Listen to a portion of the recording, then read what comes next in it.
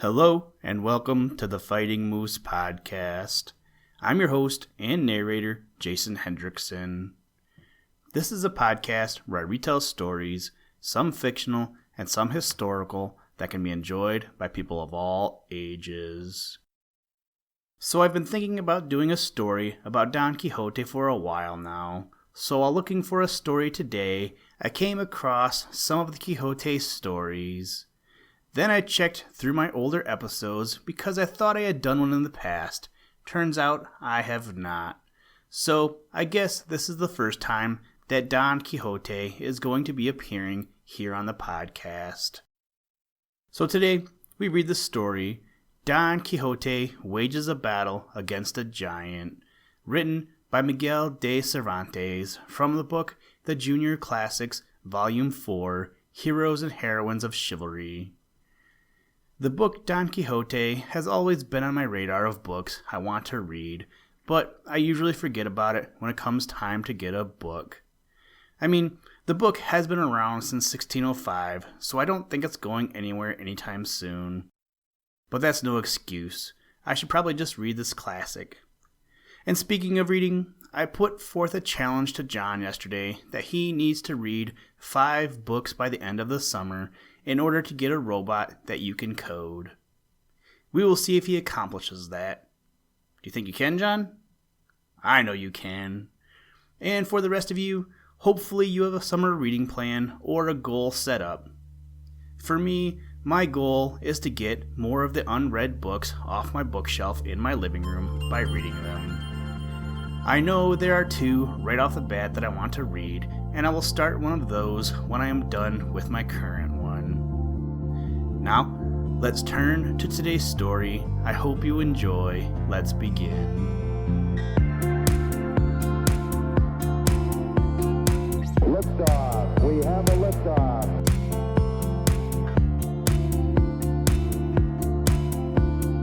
We choose to go to the moon in this decade and do the other things, not because they are easy, but because they are hard.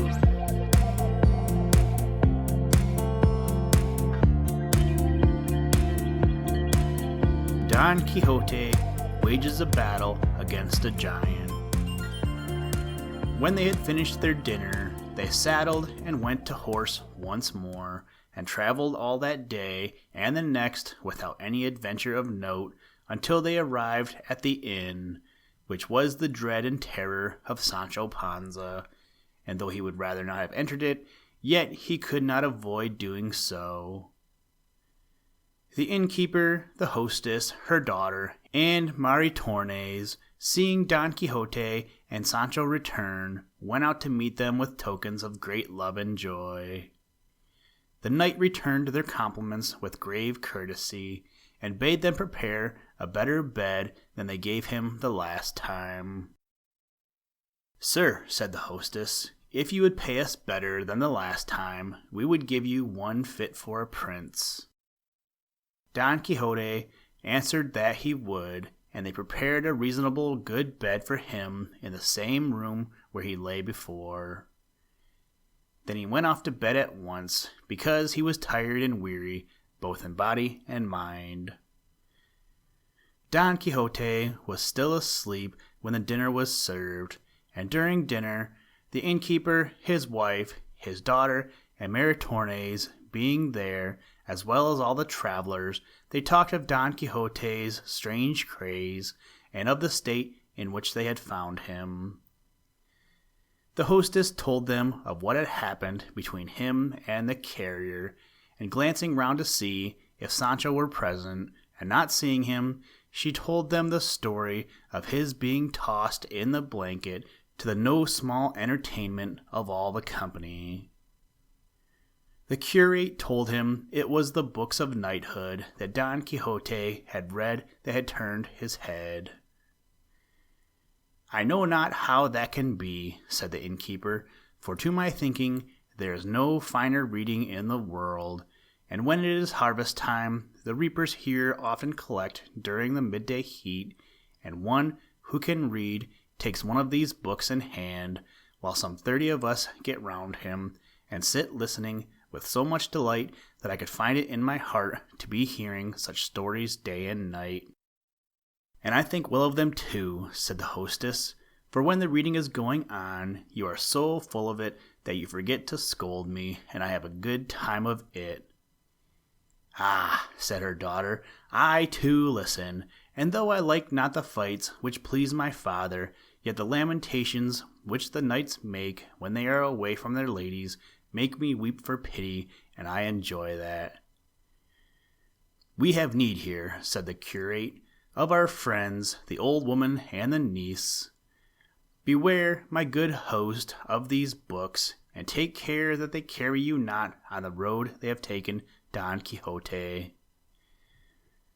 Not so, said the innkeeper. I shall not be such a fool as to turn knight-errant, for I see well enough that it is not the fashion now to do as they used to do in the times when these famous knights roamed about the world. All that is of no use nowadays. Sancho came in the midst of this, and was amazed to hear them say that knights-errant now were of no use, and that books of knighthood were full of follies and lies, and he made up his mind to see the end of this voyage of his master, and if that did not turn out as happily as he expected, to return home to his wife and children and to his former labors. At this moment, a noise came from the room where Don Quixote was laying, and Sancho went hastily to see if his master wanted anything. In a few moments he returned, rushing wildly back and shouting at the top of his voice, "Come, good sirs, quickly, and help my master, who is engaged in one of the most terrible battles my eyes have ever seen. I swear he has given the giant, the enemy of my lady, the Princess Micomicona, such a cut that he has sliced his head clean off like a turnip." "What sayest thou, friend?" said the curate. "Art thou in thy wits, Sancho? How can it be as you say, when the giant is at least 2,000 leagues from here?" By this time they heard a marvelous great noise within the chamber, and Don Quixote shouting out, "Hold, thief, scoundrel, rogue! Now I have thee, and thy scimitar shall not avail thee." And it seemed as if he were striking a number of mighty blows on the walls.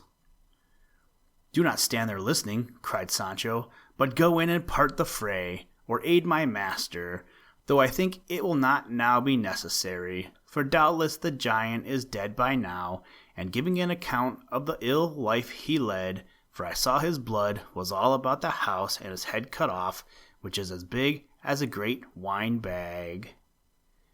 "May I be hewed in pieces," cried the innkeeper on hearing this, "if Don Quixote has been not slashing at one of the skins of red wine that are standing filled at his bedhead, and the wine that is spilt must be what his fellow takes for blood."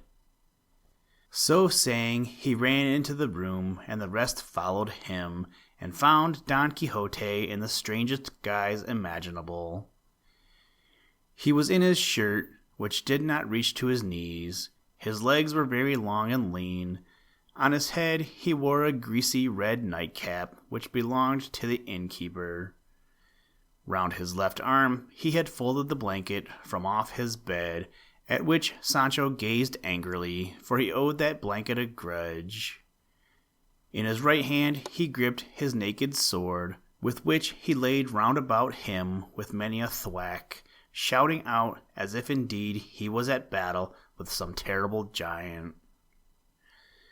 The best sport of all was that his eyes were not open, for he indeed was asleep, and dreaming that he was fighting a giant. For his imagination was so full of the adventure in front of him that he dreamed that he had already arrived at Micomicon, and was there in combat with his enemy, and he had given so many blows to the wine bags, supposing them to be the giant, that the whole chamber flowed with wine.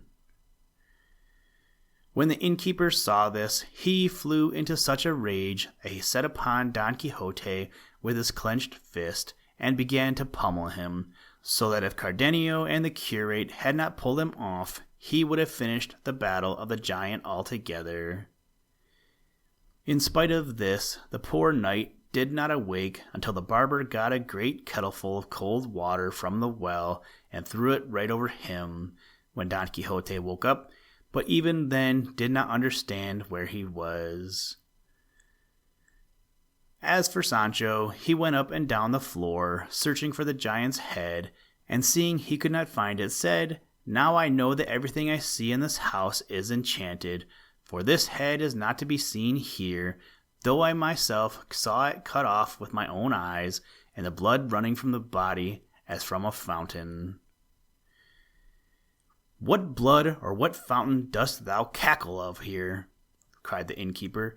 "Thou thief! Dost thou not see that the blood in the fountain is no other thing but the wine bags which are ripped open, and the red wine which swims up and down the room?" "I know nothing but this," replied Sancho, "that if I cannot find the giant's head, my earldom will dissolve like salt cast into water." For indeed Sancho awake was worse than his master asleep, so greatly had his master's promises turned his brain. The innkeeper was at his wit's end at seeing the stupidity of the squire and the mischief done by his master, but he determined that they should not, as before, go away without paying. The knighthood should be no excuse for this, and he would make them pay for the very patches in the wineskins that had been ruined.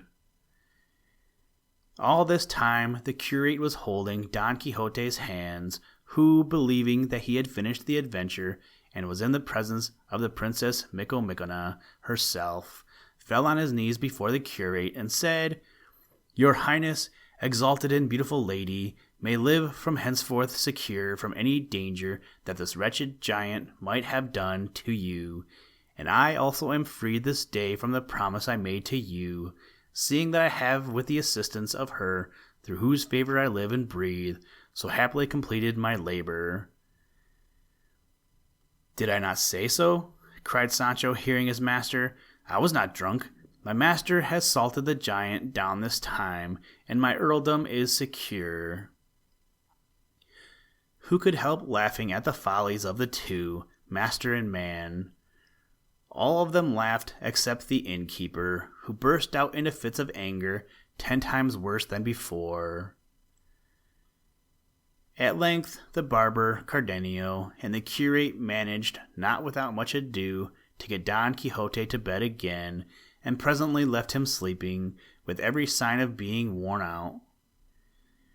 They let him sleep, and went out to comfort Sancho Panza, whose grief was great at not finding the giant's head. But they had more to do to pacify the innkeeper, who was almost out of his wits at the sudden death of his wineskins. His wife, too, was running up and down, scolding and crying out, "Alas, the unlucky hour when this knight-errant came to my house! Would that mine eyes had ever seen him, for he has cost me dear. The last time he was here, he went away scot-free for his supper, bed, straw, and barley for himself, his man, his horse, and his donkey, because he said he was a knight-errant. Then for his sake the other gentleman came back and took away my good tale, and I have returned it damaged, and now he breaks my wineskins and spills the wine. I wish I may see as much of his blood spilt." And backed up by Maritornes, the good innkeeper's wife continued her lamentations with great fury. At length the curate quelled the storm, promising to satisfy them for the wine and the skins, and also for the damage to the tail, about which there was so much fuss. Dorothea comforted Sancho, telling him that as soon as ever it was made certain that his master had slain the giant and placed her safely in her kingdom, she would give him the best earldom she had. With this he was consoled, and told her that he himself had seen the giant's head cut off, and that it had a beard which reached down to his girdle, and that if the beard could not now be found, it was because the affairs of this house were all guided by enchantment, as he knew to his cost by what had happened to himself in his last visit. Dorothea replied that she was of the same opinion, and bade him be of good cheer, since all would be well ended to his heart's desire. Listen, Tranquility Base here. The Eagle has landed. That's one small step for man, one giant leap for mankind.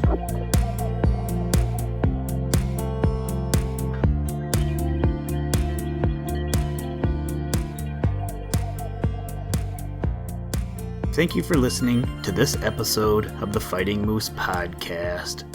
Please join us next time as we read another exciting story. Today's music was provided by the artist Analog by Nature, and the audio clips were provided from NASA. For more information to download and or listen to audio or materials from all our recordings, or to contact us, please visit www.thefightingmoose.com, or you can follow the links in the show notes. If you enjoy the podcast, please leave us a review wherever you get your podcast or on iTunes, and tell a friend. Thank you for your patronage, and as always, try and do a random act of kindness every day. Mission complete, Houston. After serving the world for over 30 years, the space shuttle turned its place in